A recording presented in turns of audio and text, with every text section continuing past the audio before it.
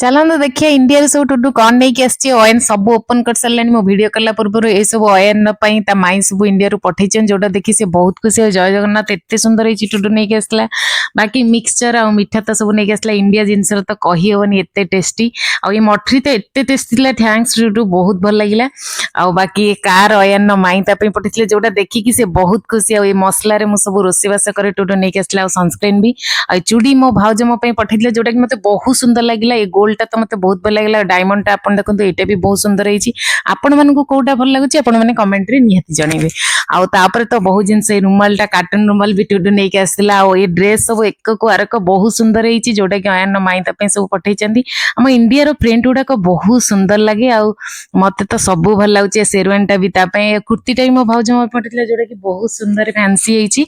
ଆଉ ଇଣ୍ଡିଆର ମିକ୍ସଚର ତ କହିଲେ ନ ସରେ, ତା ଦେହରେ ଯଦି ବନେଇଦବା ଝାଲମୁଢି ବହୁତ ଟେଷ୍ଟି ହବ। ନେକ୍ସଟ ଭିଡିଓରେ ଝାଲମୁଢି